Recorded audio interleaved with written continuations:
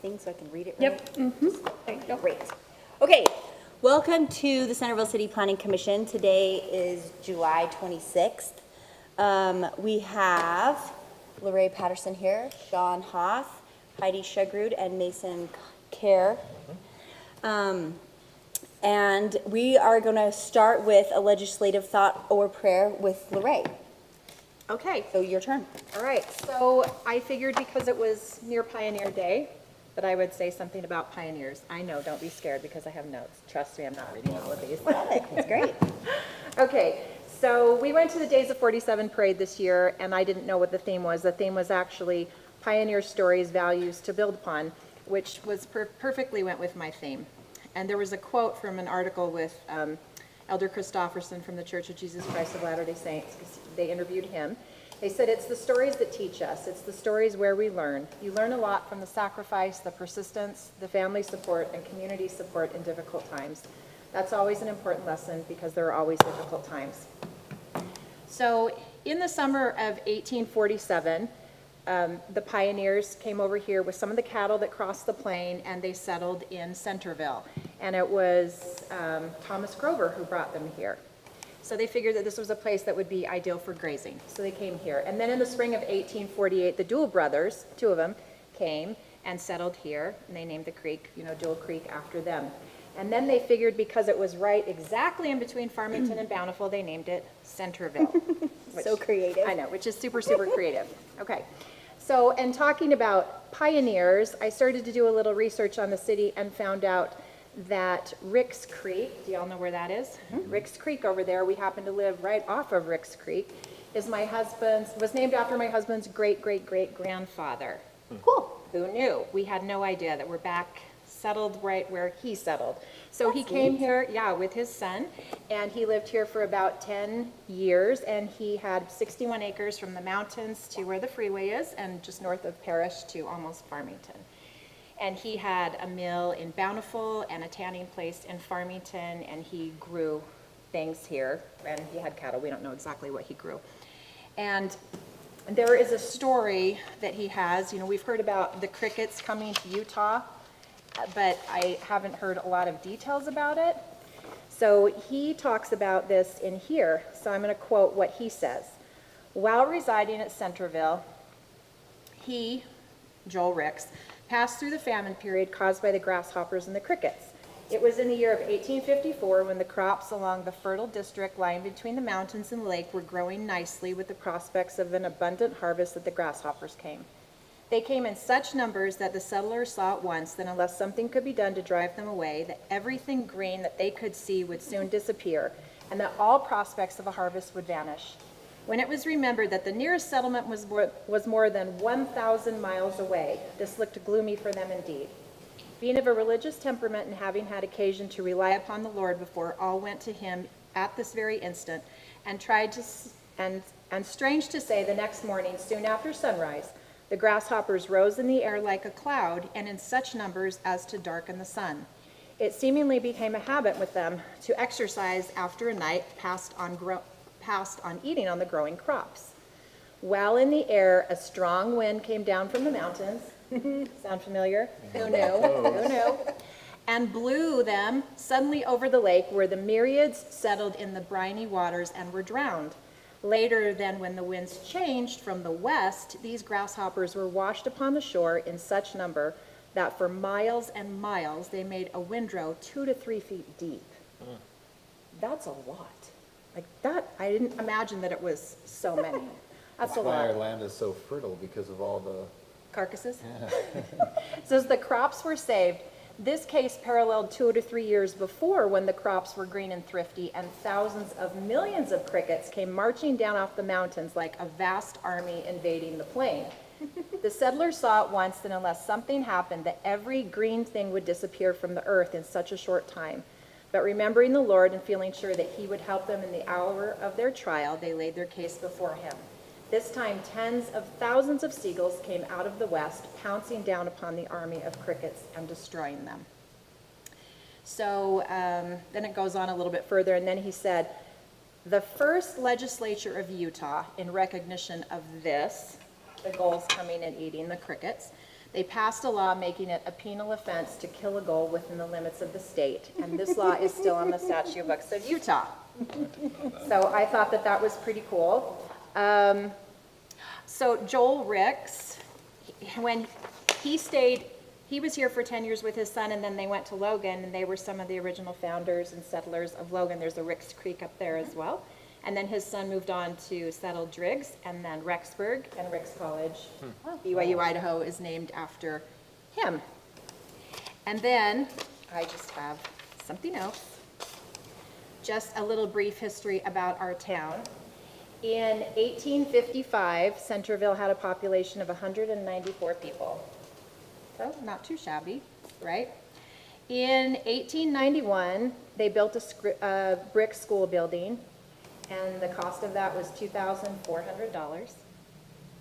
Not too shabby, but Pretty seems spendy. like probably a little spendy That's a though. lot.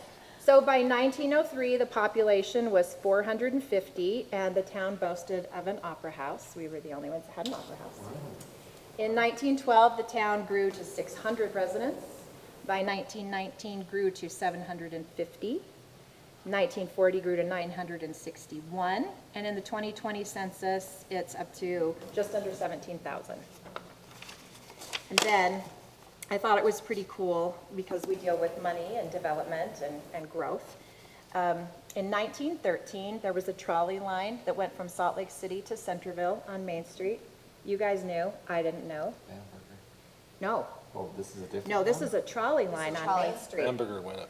Yeah, Hamburger was so different. in 1870, we had the railroad, was the Utah Central Railroad. And in 1894, the Hot Springs Railroad, which did freight. 1898 was the Bamberger, which went from Salt Lake all the way to Ogden. So that was the one, but we also had a trolley. And in 1915,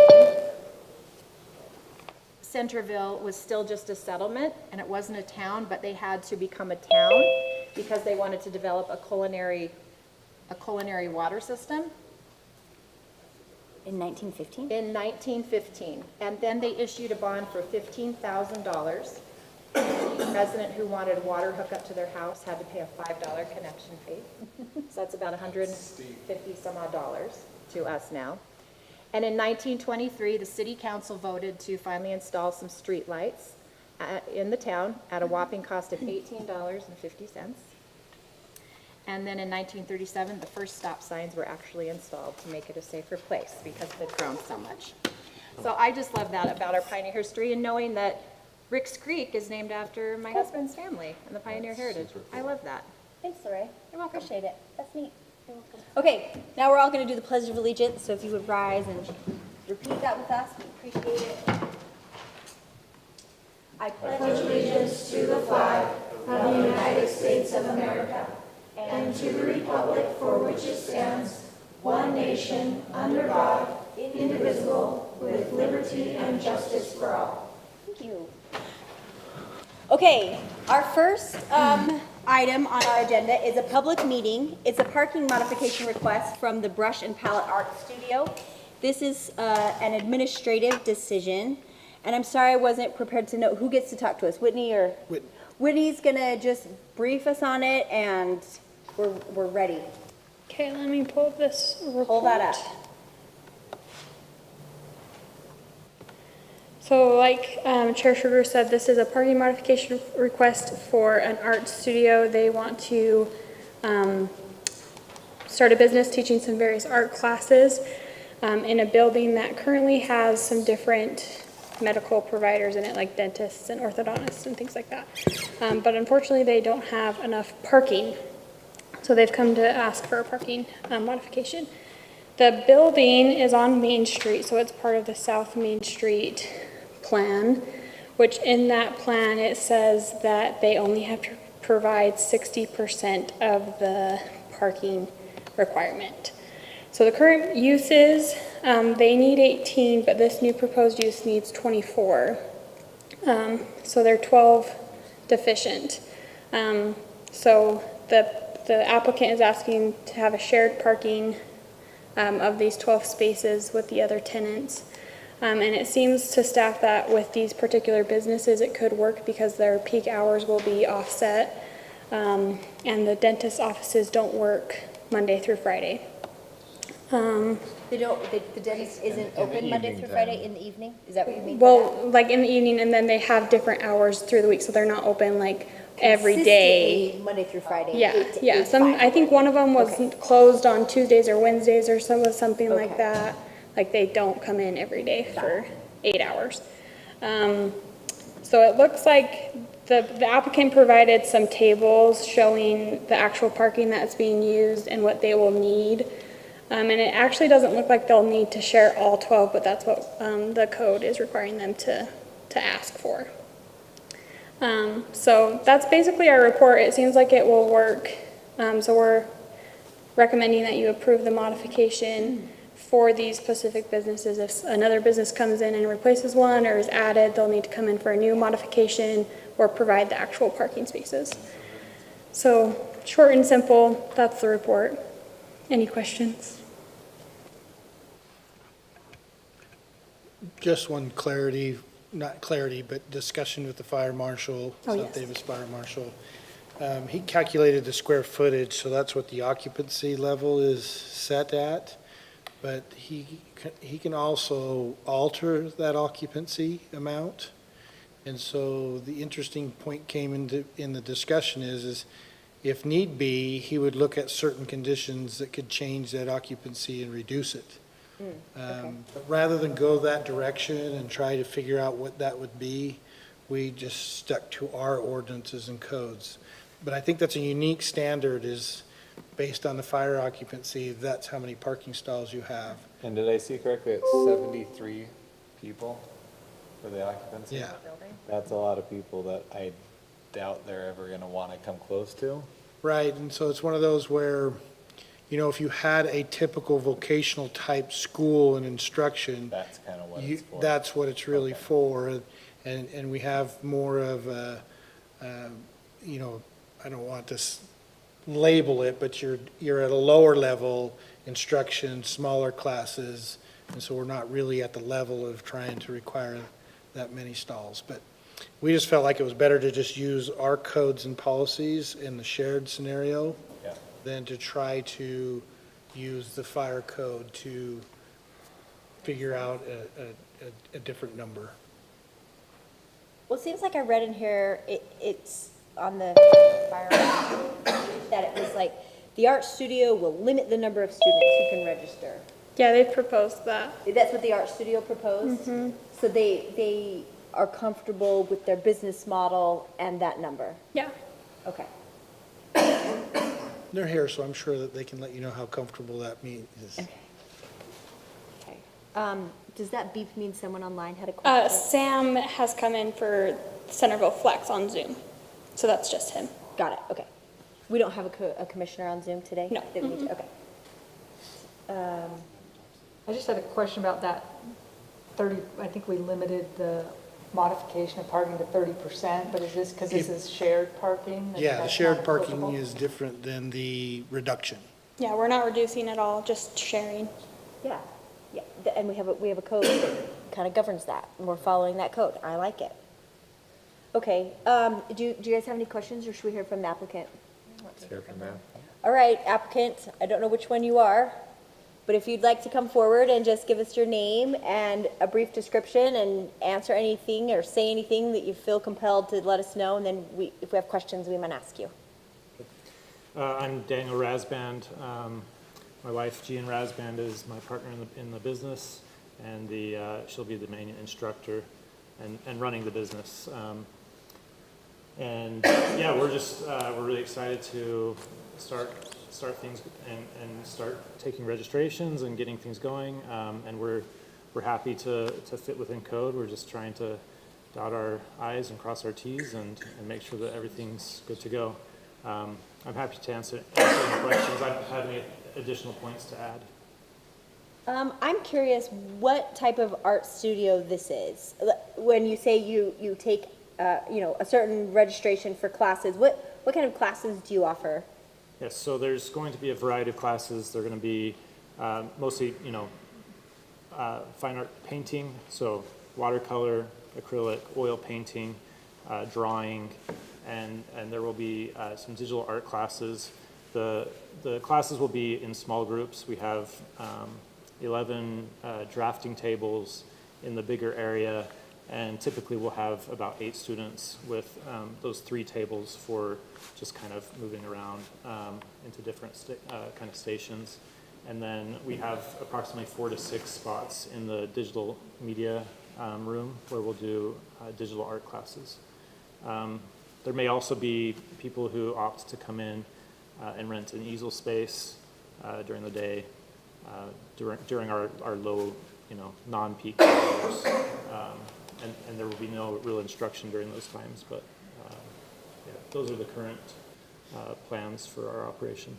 And what do you expect your max peak hours you would have in there? I mean, you were kind of, Maximum, I believe, would be, 12 to 15 people.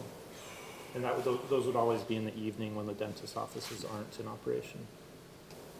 So you would offer a class, what are your class times going to be? The peak hours will be from 4 to 9. So we'll have a 4 to 5 class, a 5 to 6 class, and then a 6 to 8 and 6 to 9. There will be 2 groups. And then we'll have some adult classes where we limit the number of people who can register earlier in the day. We're planning on opening at 10 a.m.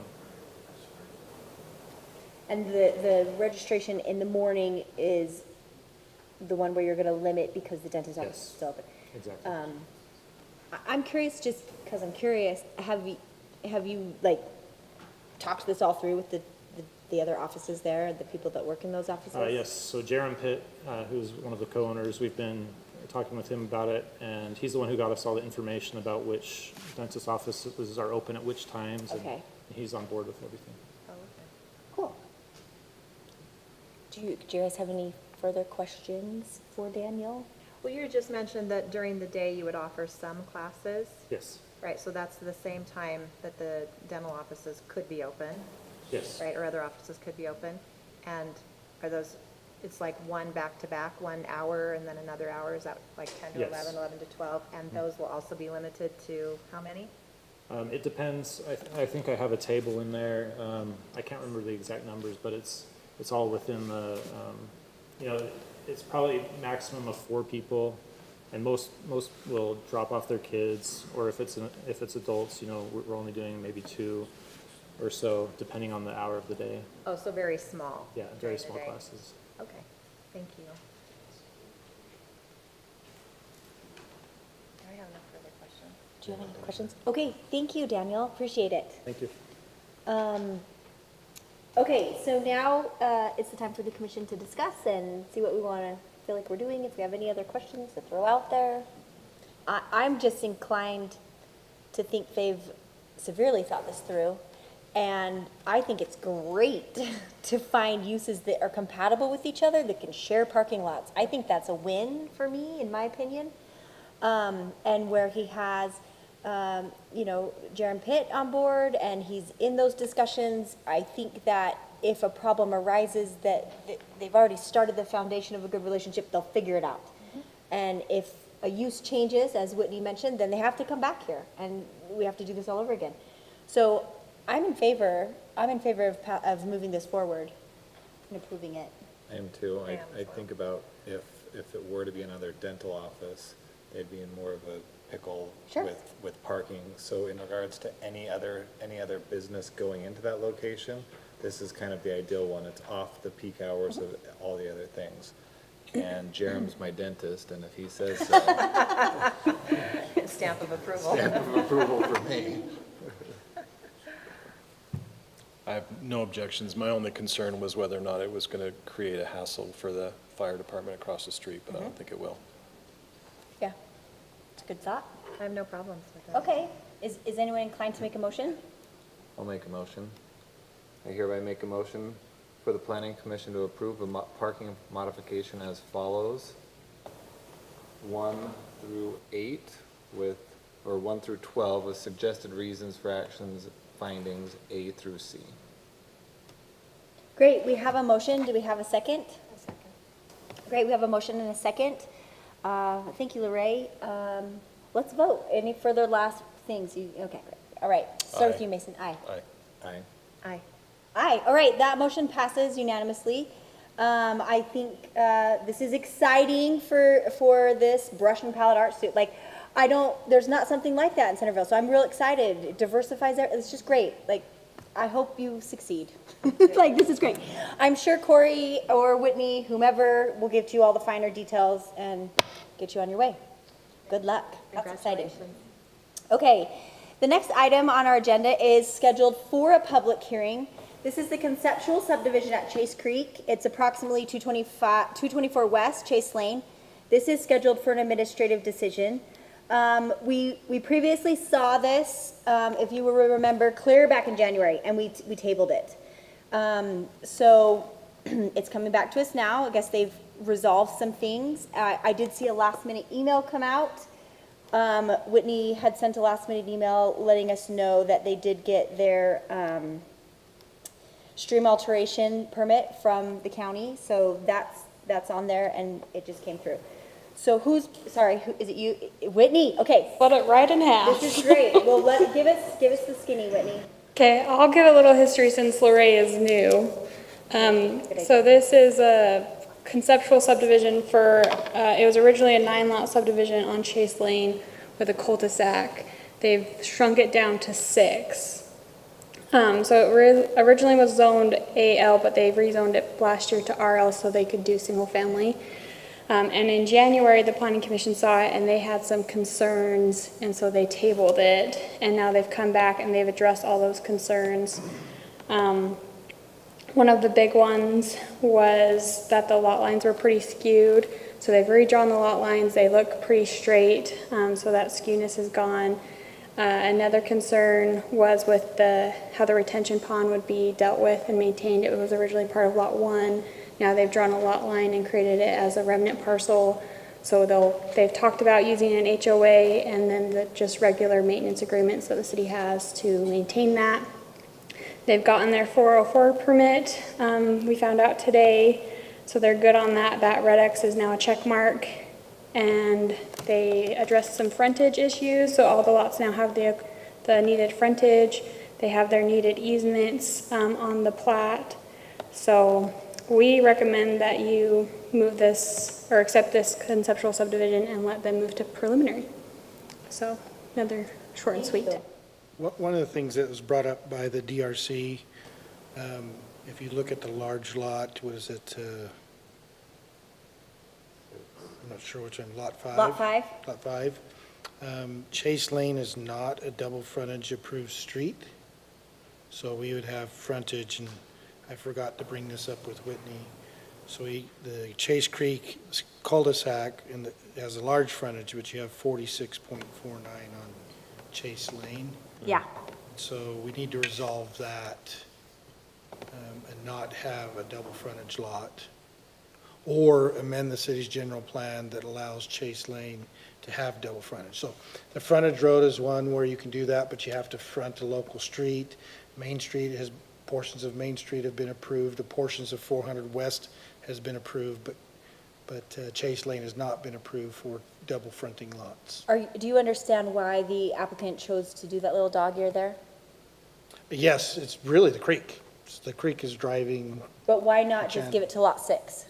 Well, that's the question the applicant can Yeah. address, Okay. but from my understanding of their design parameters, they're trying to maintain the low flow drainage open in that area as part of the development. But we brought it up at the DRC, but I did not brief Whitney on that, so that's one thing. But So- we're at conceptual, so they could just eliminate that and. So I'm just jumping way ahead. If we choose to go the approval route, we would need to add, Another condition to Another correct condition the to directive to resolve correct the that. double frontage lot. Yeah, and the directive number 2 can go away now, so you can just add that as number 2. Because it was about the 404 permit, so. if we go that way, just so Yeah. that I'm clear. Okay. And by double frontage, are you just meaning that lot It right there, fronts here, there? and then it fronts here. Okay, So okay. it's So it's fronting got- 2 streets. Right, see, what address do you want to X, give it, Chase not Lane allowed. or Chase Creek Circle? And we'll get there, but, okay, anything else, Corey? No, I just wanted to note that. Thank you. So question for you, if I may. Yeah, Corey. absolutely. So partial A is going to be the detention pond managed by the HOA, correct? That's our understanding, yes. Okay. Could the applicant get rid of that double frontage by dedicating part of that to the HOA as well? The answer of what the ordinance says is you cannot have a remnant parcel, meaning it doesn't meet the lot area requirements, unless there's a public purpose. And so that's something that is discretionary of what's deciding that. A public purpose? And so with the drainage detention and facility, that easily, in my mind, reaches that level. You know, beyond that, what's the definitive public purpose? I mean, it would be nice if you had like entry features and, but usually do that with planned developments and PDOs where you create common areas and Yeah. they have signs to the subdivision. This Or a being trail access? trail or something like would need that. that. So, now whether that can carry some drainage and split the drainage facility, you know, I don't know. I'm not the engineer. I'm assuming the lowest points on the, is going the natural grade to the west, but, Okay, thank you. so the answer is if there's a public purpose the city agrees with, A public purpose that the city agrees with? yes. That's the clarifier, okay. Not that I agree with, but the city. As a whole, through the process. If you get there and prove your case, then you, Do you guys have any further questions for And I staff? forget, is this a retention or detention? It says both of them on there. it will be retention under the state, but they have to have an overflow beyond the amount. So in essence, it's doing two things. It's retaining the state code requirement of a 25-year storm or whatever that measurement is, but we know we may exceed that, so we make a connection to the overflow. So it, in essence, in a bad storm, it's more of a detention.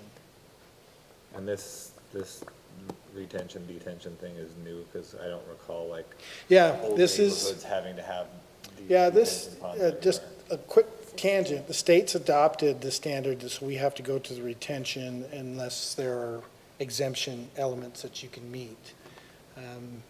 I think this poses some really interesting things for Centerville, because we don't well, I shouldn't say, we do have some regional detention facilities, but we don't build them to accommodate all the development in the city.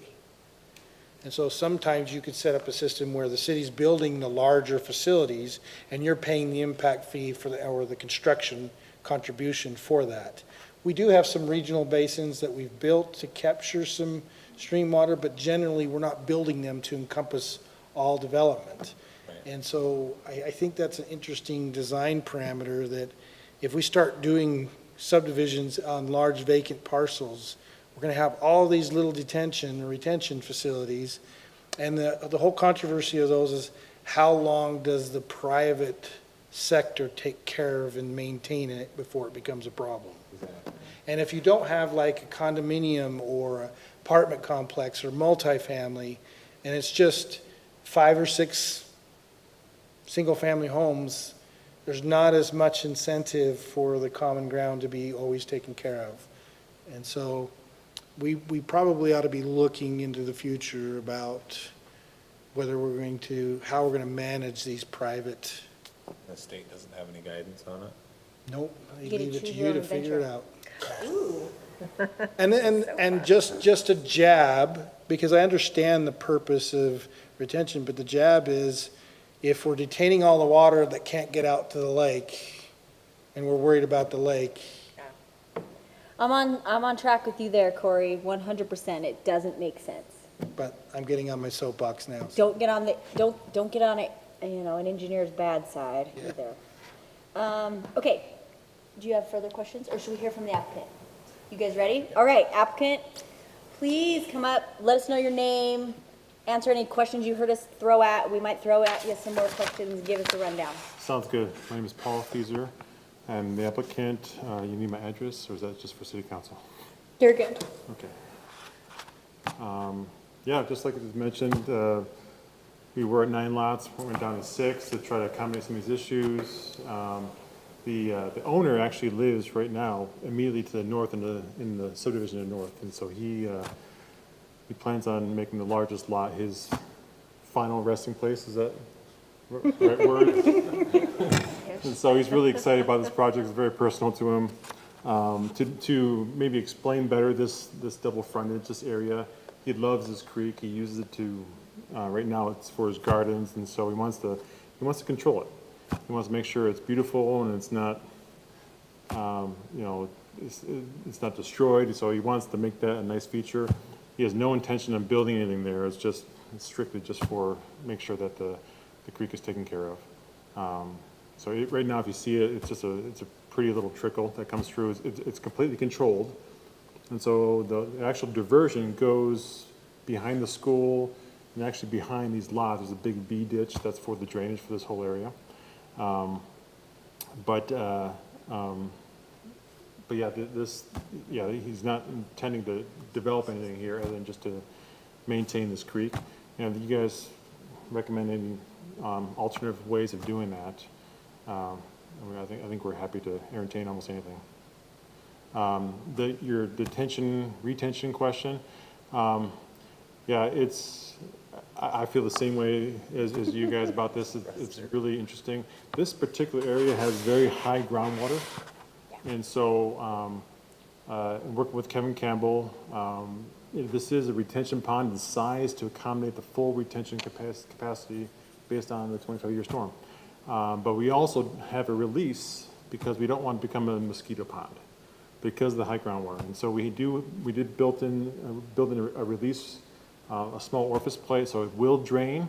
So eventually this will get to the Great Salt Lake, but it's just kind of a roundabout way to meet the retention. And also, the nice thing about retention is it also takes out some of the sediment. So if the water slows down and stays there, the sediment drops out, so the water that is released, it's a cleaner water. And so, that's just good practice to make sure that the effluent is better than what is coming into it. I'm trying to think of your other questions that you might have had. I think that was it. You guys have anything else for me? I have two questions. So it's your intention that this pond, retention, detention, really doesn't hold water, ever, like standing water? Or is it gonna have standing water after storm for 24 hours and then by that time it's drained out? So it will hold water. So it depends on the storm, the intensity. But I mean, year round, this isn't like a pond. No. It's more just It's a holding basin. Yeah. And then once it evaporates and then also your drainage drains out through, probably within like 24 to 48 hours, this thing's empty again, depending if we don't have another storm, something like that. It should be less than that. I don't like them to Okay. linger more than 12 hours if I prefer. I like it Yeah. to get in there, have enough time to, because what happens is in a big storm, you have, 1,000 people all draining the same Yeah. big pipes going down Chase Lane. And so you don't want to overload the system, you just want to slow it down so everyone releases a nice little trickle. And then, but I do like it to drain completely because otherwise you have You're mosquito gonna get the problems. mosquitoes, and then you gotta get mosquito abatement on your radar, on their radar, and then Neighbors they're coming out and complain, it's treating just- it, and then they'll get you fish, and the fish will eat the mosquito, no, I'm just kidding. Ha, But we don't want that. It's not a pond, okay, and Bring then, out the seagulls. let's see, so then my next question is, this river, what's its name, this little creek? It's Is it Barnard? Barnard Creek. So this branch of Barnard Creek, on this, between 6 and 5, is gonna be open and daylighted, and then once it hits your road, Chase Creek Circle, it's going in a pipe. Correct. And from that point, the rest of the way through these other lots, it will be in a pipe. No, actually, once it crosses the road, it'll be opened back up again. So it opens back up again By the church? 1 and 2. between Between one lots and, 1 and 2. between lots 1 and 2 at a straight angle, east and west? Yes. And then what happens when it gets to your property line there? That's actually where it lines up where it currently is. Okay, So actually, between lot 1 and 2, that is where the creek is currently. I mean, within a foot. sure. Give or take. Are you, so between lot 1 and 2, they're gonna have a daylighted creek. So how do you foresee them maintaining their creek? So the creek itself will be on lot 1, so that Okay. we prefer it to be on one property's owner, Yeah. or one side, so they have, so there's no bickering about how the creek is gonna be dealt with. And, you know, they can, right now it's just grass. I mean, it's a very low flow. You're not gonna culvert it and concrete it in, you just wanna leave it. Yeah, as natural as possible. And so I see here you Just have so the you know, will be easement. dedicated easement to Davis County. Yeah, I was just gonna say, I see here you have the easement. It's a 15-foot stream, so 10 feet is on lot 1, 5 feet is on Correct. lot 2, but your goal is to keep the majority of it on lot 1, even though the easement goes over there to lot 2. Okay. Okay.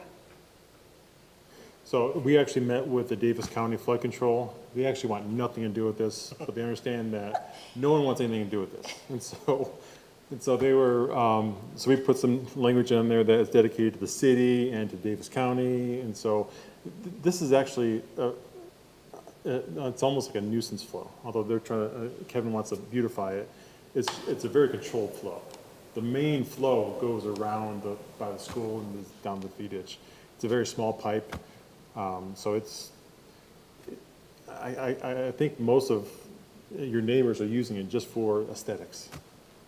Do you know how it acted this spring when we had potential peak high runoff? Everybody was nervous, everybody had sandbags, we were gonna flood. I didn't really see a lot of flooding. How did this creek, act? So, Stay the same. Yes. It's controlled. Because it's controlled, they were able to control it, and so you saw no change? Okay, cool. I don't know the full history, but when most of the water's heading on the facility that Davis County wants to operate, that's where a lot of the drainage goes. But under the permit for the Bernard Creek, they had to have this babbling brook, is what it's called. And you had Okay. to allow a certain amount To come off out the and babble. diversion to come down the babbling brook under that permit. So in essence, it's maintained there because of historic flow, and they have to leave a little bit of that historic flow in there according to the water's 404 permits. Do you guys have any other questions for Paul? No, I don't. So, the double frontage may be a concern. It'd be interesting to see what you guys come up with. yeah, we can certainly work with the city and come up with a solution, whether it's restriction, is the restriction access? Is the restriction, or is the concern access from the city's perspective? I would say that the basic policy is not to have two neighborhoods created with one of them putting a fence on the street of the other neighborhood with a 6-foot fence and having to, driveways and fencing issues, I think is the basic of the policy. So you don't have this odd-shaped fence penetrating into the other street. We do have streets that we allow the double frontage, but then it goes to the restricted access issue. Gotcha. Would Lot 6 driveway be on Chase Creek Circle? Correct. So, I'm just thinking, you're talking about backyard of Lot 6 and backyard, side yard of Lot 5. I don't really, Right, it's our policy, you can't have a double frontage lot unless there's a public policy, unless you're one of those streets that's exempted from that policy. I'd prefer not to exempt the whole street just to make this work, but I'm with Mason, it would be nice to see what your creative minds could come up with to, Yeah, well, we can go back at between conceptual and preliminary, talk about what that says in the policy, the language, because it does allow opportunities for public purpose. And, whether we want to Can you- talk about the county and the drainage and the public what they purpose want of and this that having public to purpose. maintain the babbling creek. We can and having discuss public that and purpose. see if we believe it meets muster Yeah. of the code, so. Yeah, cool. All right. Thanks, Paul. Yeah, thank you. Appreciate it. This is scheduled for a public hearing, so I would like to now open the public hearing and ask if any of the public would like to come forward. If you would state your name and a brief comment, we'd love to hear from you.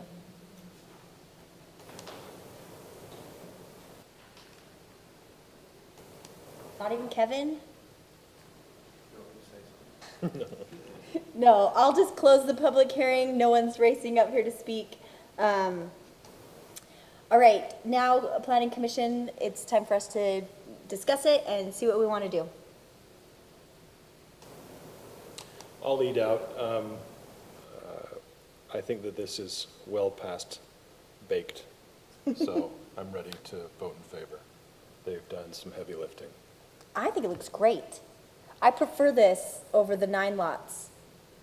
This feels like it fits the neighborhood, the surrounding adjacent properties. Not being crammed.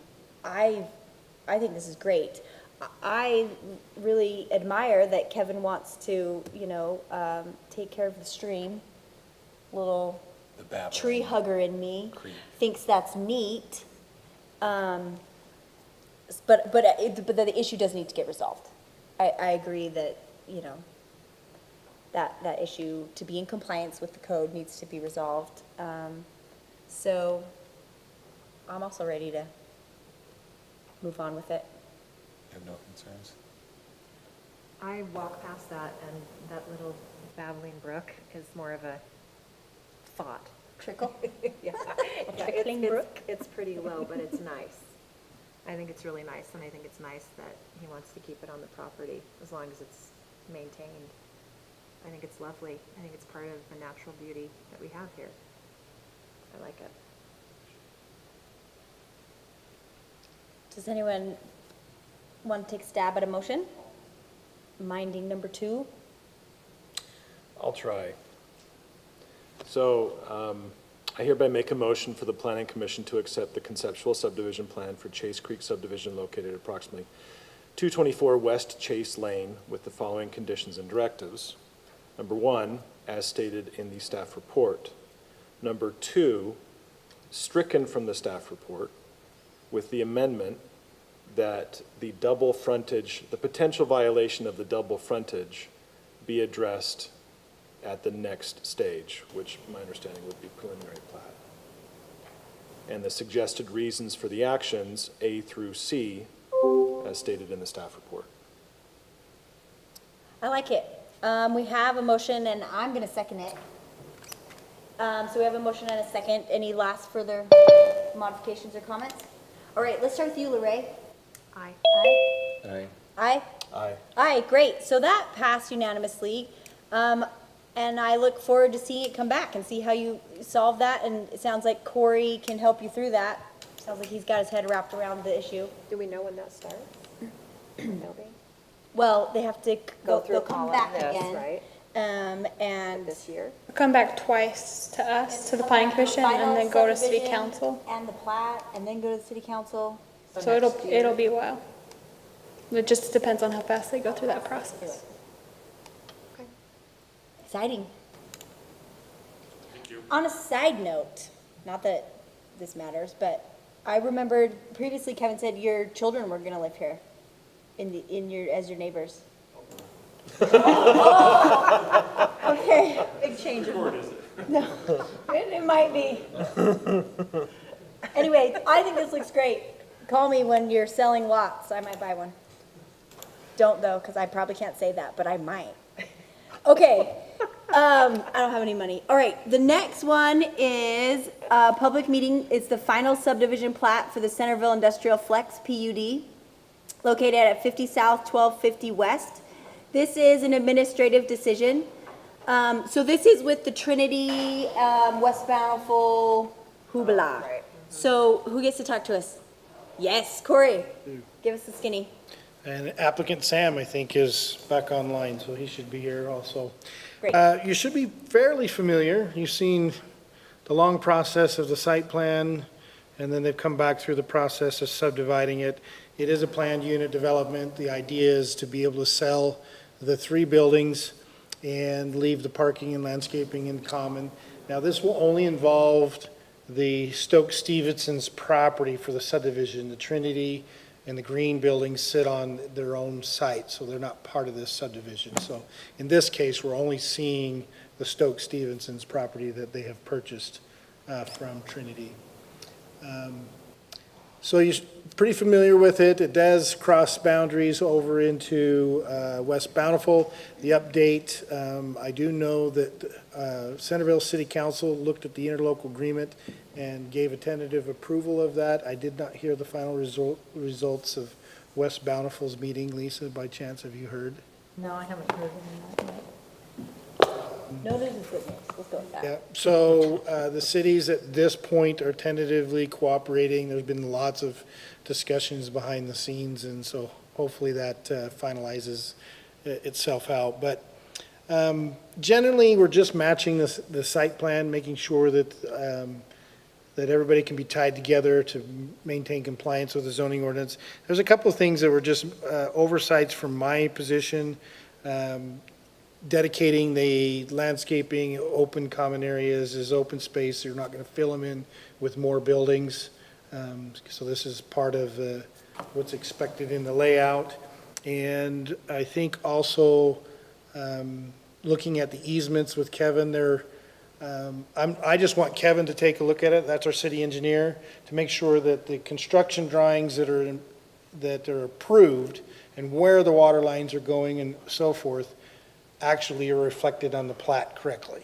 That's the big worry about the easements, is just, we're not putting the easement in the wrong place of where the water line's being installed. And so that was something I brought up. And then there was a CCNR provided that should be in your packet.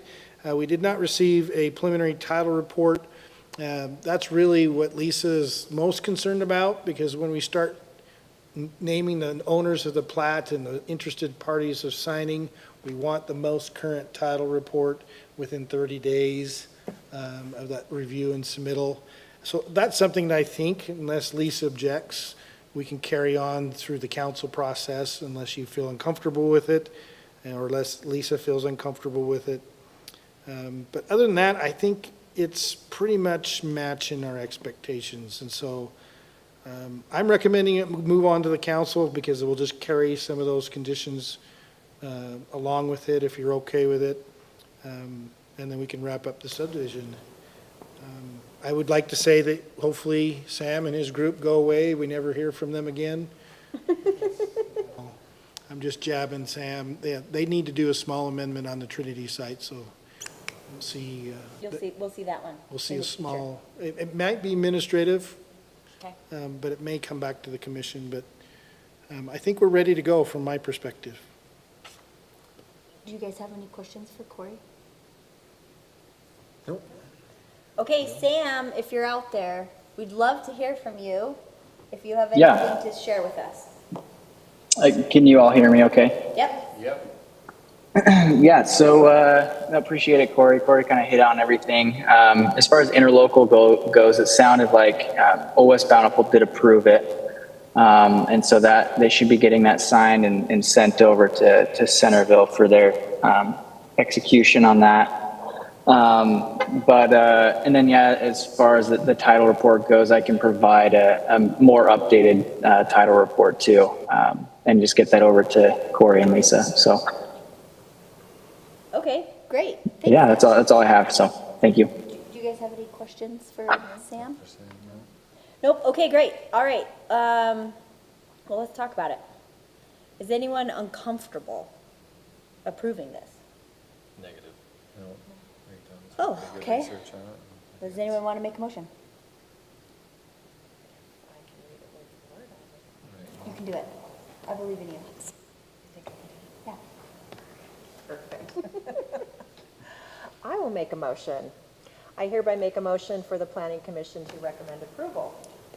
The final subdivision plan for the Centerville Industrial Flex Development located at approximately 50 South, 1250 West, subject to the following conditions. 1 through 4, and then also A through C. Oh, suggested reasons for action, A through C. Suggested Got it. reasons for the action, A through C. Well said. Nice job. Thank you. I second that. Thank you. We have a motion and a second. Is there any further discussion that you guys would like to have? Okay, let's start with you, Mason. Aye. Aye? Aye. Aye. Aye, great. Well, we all voted in favor of that, Sam, so I'm sure that Corey and Whitney will be in contact with you and let you know the next step. We'll get you Great, thank you. scheduled for the city council, Sam. Okay, sounds good. Appreciate it. Cool. Okay, our last item is scheduled for a public hearing. I Sorry, s- I skipped that one, sorry. Okay, am I still good? You're good. Talking? Okay, so if the last one's scheduled for a public hearing, I was really hoping we might hear some public tonight, but anyway, this is your last chance, public, to come racing through the door. This is the conceptual subdivision, Parish Creek PUD subdivision, located at 1160 North, 950 West. This is an administrative decision. We have kind of seen this a couple of times. Who's telling us about this one? Corey is? Okay, Corey, just give us a skinny. Sure, correct. You've seen the Paris Creek, a couple of renditions. If you recall, originally on the final site plan that's been approved, they took the three lots and we're going to combine them together. And so we'd have the existing large building to the southwest and the new building on the north side of the property. There would be some parking and some screened storage area, if you recall, on the site plan. Part of that was to amend the plat, because originally they were just going to combine all of the parcels into one large lot. Through their logistics, the decision was not to combine that, so they asked options that they have, because particularly the separate sales of the buildings became an issue. So investors and interested parties wanted to keep independent ownership of the buildings. So the way they do that is a planned unit development. Whether you do that as residential, commercial, just think of it just like the Centerville Flex. Common landscaping and parking, buildings being sold. That's what they want to do, but that's not a simple plat amendment because that's a whole different process. We need to look at how you want to divide up the pad spaces, where the open space, how is it going to be maintained, establishing conditions, covenants, and restrictions, an owners association that executes those. And so we're re-subdividing the three lots instead of combining them. And so that's why it's coming to you in a conceptual level for a new re-subdividing scenario from original plan, taking it to conceptual, taking it to preliminary. We're going to look at the PUD provisions, make sure we have the common areas, the maintenance issues, the easements located through those common areas, serving the buildings, and then we'll come back with final. So this is very much similar to Centerville Flex, just on the north side of the city now. So we're starting here at conceptual. We raise the directives of what needs to be done. And so we'll see the next step on CC&Rs, maintenance of open space. You kind of get the picture of where the building pads are going to be. And so I think conceptually, the final site plan sets really the precedence of that we're reviewing here. So it's not a comprehensive Yeah. review. Okay, it's conceptual. Conceptual. Do you guys have any questions for Corey? I was curious why the materials we got were so bad. Is that just what the applicant has submitted? They submitted hard copies, we had to scan them. Okay. And the copies were too big, I figured it was something like that. I was just curious. so it ended up being a picture that was rough lighting and Do we have a policy regarding what you accept? they met the hard copies. The hard copies are Our all, policy is to accept hard copies? we can still accept hard copies. We have not officially went to electronic. We haven't gone digital fully yet. Correct. Even large size, doesn't matter? Yeah, they were 24 by 36 I bet they were. plans. Yeah. I'm working on going all digital. Okay. Yeah. Yeah, that's sometimes a hard transition to make. Yeah. And then, We have a lot of folks using the online Yeah. digital yeah, stuff, but we still take the paper copies and cool. process it. They'll submit 3 hard copies and 1 electronic copy. That's the policy.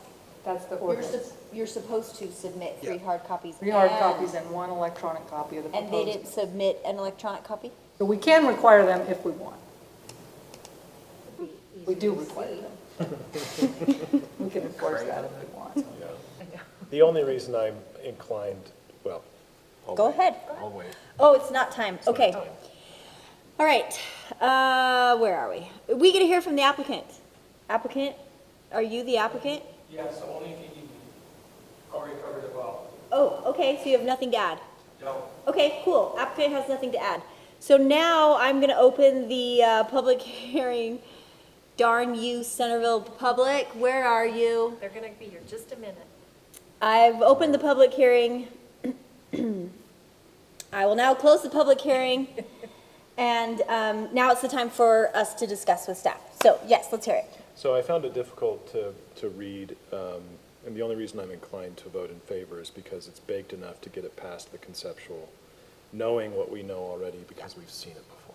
Yeah. And if we didn't know what we know already, I'd be nervous. Yes. But just because we've seen it so many times, I'm comfortable with it. I agree with Mason. And I don't know if you've seen it. I don't know. You probably, I don't Ray probably know. hasn't seen it.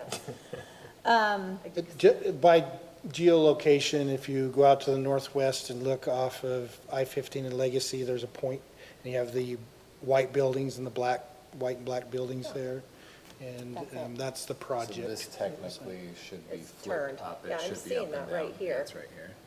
So I can Yes. see where it is, I just can't tell what Yeah. that is. No. But here I can see it better. I just don't know. I mean, enough we about could it to be know anything. sticklers and say, hey, No, but I You think could. that's silly, No. personally. no. I'm also inclined just to be in favor. Well, hurry and make a motion Okay, Hurry. before I change my mind. got to get on that page. I hereby make a motion for the planning commission to accept the conceptual subdivision plan for the Paris Creek Business Park, subject to the following directives, 1 through 4, as stated in the staff report for suggested reasons. A. Thank you, Mason. We have a motion. Does anyone like to second it? I will second that. Sean's gonna second it. I didn't think you had seconded one. Sean's gonna second it. So we have a motion and a second. Is there any further discussion that anyone feels compelled they need to hear before we vote? Okay, Mason, let's start with you. Aye. Aye. Aye. I, Lorraine. based on my limited knowledge. Aye, based on my limited knowledge, is still an aye. Well done. Okay, so that passed unanimously by the hair of your chinny chin. It really sounds like, pay attention maybe next time. Paper was required. I apologize. No. It's okay. Sounds like paper is optional and digital is optional, and they take both. So Yeah, No, paper and digital are required. paper and digital are I- required, but, yeah, I what's the mean, but? I could have held it up in the process. Usually, when I run into this situation, we have a big document scanner, and it broke. So this is Corey's fault, not yours. No. I'm just kidding. It's nobody's fault. I'll It's take fine. it. I'll take it on the, They break all the time, Broke those last scans. year, but I mean, who's? no, it was just a few months back. So anyway, Corey will get with you to get you the next step. We'll send you the digital application. Send you the digital application. I know that you do have to pay though to print things, so sometimes digital can be free and sometimes that's helpful, but whatever works for everybody is great. And maybe staff should look at, maybe it's not a required to do both. They can look at that. Okay, cool. All right. Part of the general plan. Well, staff can make changes anytime they want. Not quite. They have to present it and go through the Well, it's process. in our ordinance. It just depends if they're still keeping paper files. I mean, the paper's easy to distribute, but particularly with the final plat, some staff members still like a big Big print. plat, print it out. Maybe not. cons- Kevin really likes the big plat. I really like the big. Yeah, no, big plat is great, but I'm just Otherwise, you're saying moving for your screen like- application, Yeah, I mean, your application, we might, like, you know, thank you, Alpha Graphics, for printing my $10 24 by 36 that was well, it is difficult partially, to- it is partially staff's fault because I got in a desperate thing because I was leaving and I just needed It's to cool, get the it's work. cool, it's cool, I don't need to know, it's cool. Anyway, okay, so we got the Community Development Director report next. Yes, Looks fun. August 9th meeting, 3 items. Just, let's pause there. Does everybody think they can make the August 9th meeting? Just like to, we're so thin on people that I just, want to make sure. Are you going to call it the mayor again? I will be here. I would love to call out the mayor. I thought we had another person, And the mayor had given us another person, but I don't know where that other person is. They're invisible, right there. Mayor Wilkinson, I saw you in the 4th, whatever, the Bountiful Parade. It was on the 14th. He was so cute with his wife in their Pioneer outfits. And I just saw him at a And I concert. yelled at him, hey, I need another planning commission member. I don't think he heard me. Sure. But I sure said it. My kids can vouch for me. So anyway, I'll start sending emails again if I need to. I'm starting to think it'll be a 2024 problem. And if it is, I might be gone then too, and you're gonna have a lot of shoes to fill Do then. we need to make a So, motion for him to call someone? I hereby make a motion for the, you could try, Sean. I can send the message up if you vote. we have a second? We put it on the last city council agenda just in case he wanted to. Just in case he felt compelled. Sounds like I better start We'll sending put it emails on the again. agenda again. So I will be Anyway, here. you'll be here? Yeah. Okay, great. So we got one. I'll be here. Ooh, super. I will be on vacation. Sean's out. Okay, so we got 2 for sures and me because That's your job. because that's my job. And we don't know about Matt and Tyler. Tyler, so we might need to just send out an email and see what we got. But if we can get a quorum here, Bring cookies. whoa, I'm coming back from vacation. whoa, Good ones. cookies, Corey's bringing cookies. Okay, but see, if we had that mysterious invisible person, then for sure we'd have 4. Cookies. Anyway, if we could have the meeting on August 9th, we're gonna learn about 3 neat things. Yes, you've kind of seen them. All 3 of them, haven't we? Yeah, the Pheasant Brook expansion. They worked quick on that. Yeah, that was a fun hearing. Did they figure out their garbage situation?